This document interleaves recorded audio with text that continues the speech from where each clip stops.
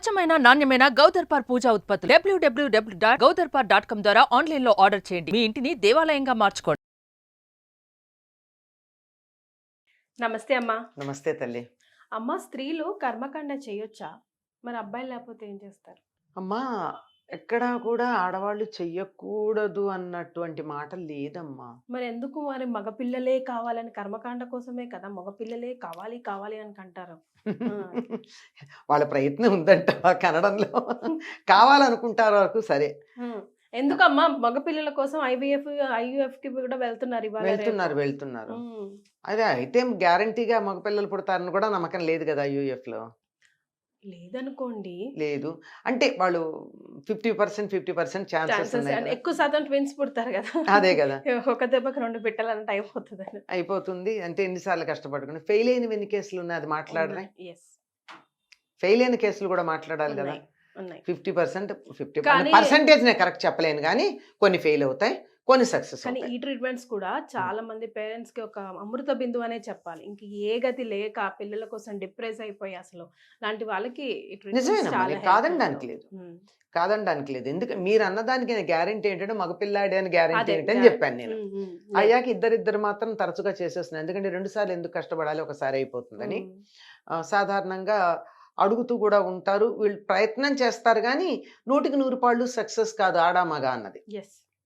కానీ ఒకటి ఏంటంటే ఎందుకు మగ పిల్లలు కావాలనుకుంటారంటే బీజం మగవాళ్ళది, క్షేత్రం స్త్రీలది కనుక మా బీజం బాగా, మా విత్తనం బాగా అభివృద్ధి చెందాలి అనే ఉద్దేశంతో మగ పిల్లలు కావాలనుకుంటారు. అది మాత్రమే ప్రధానం. అంతేగాని కర్మకాండలకు అని చెప్పడం అన్నది కూడా చెప్పడానికి వీల్లేదు. ఆడవాళ్ళు పూర్వకాలంలో చేసినట్టుగా దాఖలాలు ఉన్నాయమ్మా. అంటే మగవాళ్ళు ఉంటే వాళ్ళే చేస్తారు. ఎందుకంటే ఆడవాళ్ళు ఎంత లేదన్నా కొంత సౌకుమార్యం ఉంది.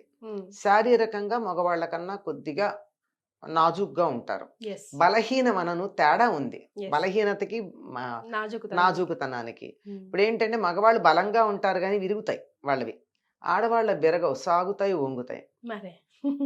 భావాలైనా శరీరాలైనా. అంచేత ఈ నాజుగ్గా ఉన్నవాళ్ళు అక్కడ ఎందుకులే అని చెప్పి వద్దన్నారు.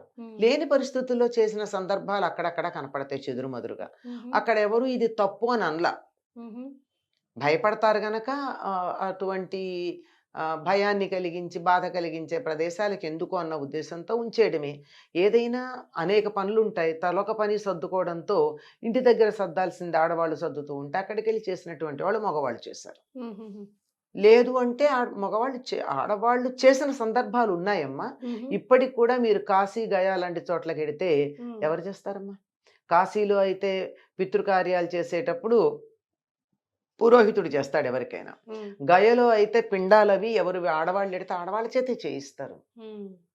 గయలో ఆడవాళ్లే పిండిని లేకపోతే అన్నాన్నో ముద్దలు చేసి, ఎన్నో ముద్దలు 33 ఎన్నో చాలా చేస్తారు, చేసి అందరికీ పెట్టించడానికి అందరికీ పెడతారు. అంచేత చేసే అలవాటు సంప్రదాయమే తప్ప శాస్త్రం కాదు, రెండింటికి తేడా ఉంది. పైగా ఇంకా తేడాలు మీకు చెప్తాను. అసలు కృష్ణా జిల్లాలో ఆడవాళ్ళు శ్మశానానికి వెళ్ళరు. గోదావరి జిల్లాలో వెళ్ళరు, వీళ్ళ ఇంటి దగ్గరే ఉంటారు, మగవాళ్లే పెడతారు. గోదావరి జిల్లాలో ఆడవాళ్ళంతా శ్మశానానికి పెడతారు. ఆ తర్వాత ధర్మోదకాలు ఇవ్వడానికి కూడా మళ్ళీ శ్మశానానికి వెళ్ళి పెడతారు. వీళ్ళు ఇక్కడే చేస్తారు. ఒక్క తెలుగు ప్రాంతంలోనే కృష్ణా గోదావరి జిల్లాల్లో ఈ తేడా ఉంది. తెలంగాణలో పెడతారు కదా, వెళ్తారు. కొన్ని తెలంగాణలో కూడా కొన్ని ప్రాంతాలు వెళ్ళారట. ఇట్లా ఒక్కొక్క ప్రాంతంలో ఇది ప్రాంతీయమైనటువంటి ఆచారమే తప్ప శాస్త్రంలో ఆడవాళ్ళు శ్మశానానికి వెళ్ళొచ్చా వెళ్ళకూడదా శాస్త్రం లేదు. అలాగే వీటికి కూడా లేదు అని అంటారు. కొద్దిమంది చేసినటువంటి వాళ్ళు ఉన్నారు అన్నారు. ఈ కాలంలో కూడా చాలా మంది ఆడపిల్లలు చేస్తున్నారు. మేము మా తండ్రి గారికి ఎందుకు చేయకూడదు అని. ఆల్టర్నేట్ లేనప్పుడు అట్లీస్ట్ ఏం చేయలేం కదమ్మా. అంటే ఆల్టర్నేట్ లేకపోలేదు, దానికి ఆల్టర్నేట్ అమ్మా. ఈ సంప్రదాయాలు పెట్టేవాళ్ళు చాలా తెలివిగా ఆల్టర్నేట్ పెడతారు. ఆల్టర్నేట్ ఏంటి?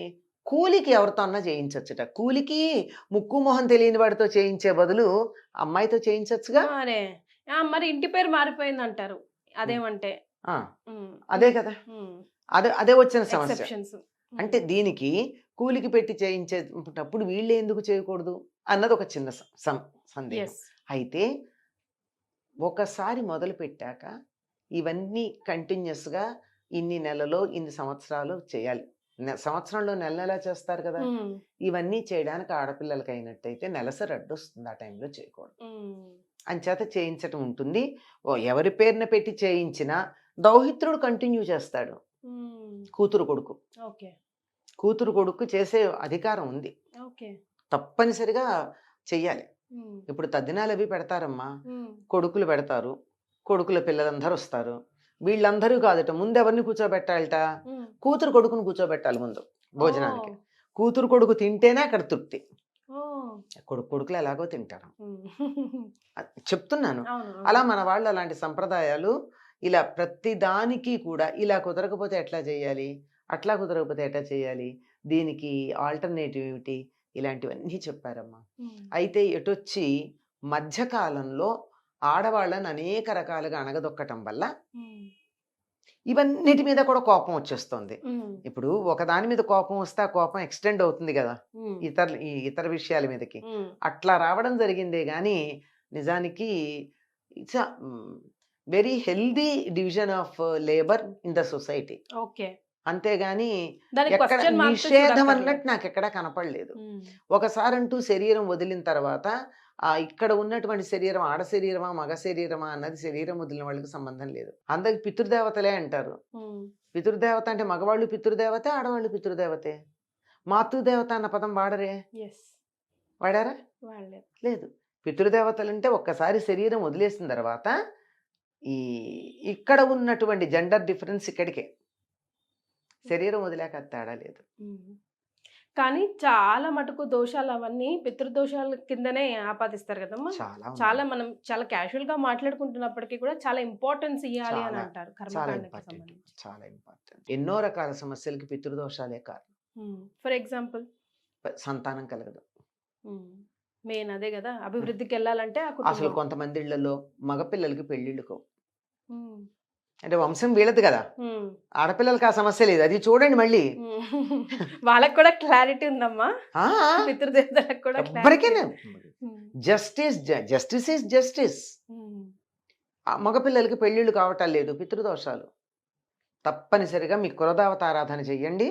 తర్వాత పితృదేవతలకి మీ పద్ధతి ఏదైతే ఉందో ఆ పద్ధతి ప్రకారం వాళ్ళకి చెయ్యండి. అంటే ఎందుకంటే సామాజిక వర్గాల తేడాని బట్టి చేసే పద్ధతుల్లో తేడా ఉంటాయి కదా, ఏం అలవాటు ఉందో ఆ ప్రకారం చేయాలి. ముందు క్రాస్ చెక్ చేసుకోవాలి, మనకి ఎందుకు అవ్వట్లేదు అన్నదానికి. ఈ రెండు చెక్ చేసినటువంటి వాళ్ళకి చాలా మంది ఇళ్లలో పెళ్లిళ్ళు కావడం, పిల్లలు కలగడం అన్నది నేను ప్రత్యక్షంగా చూశాను.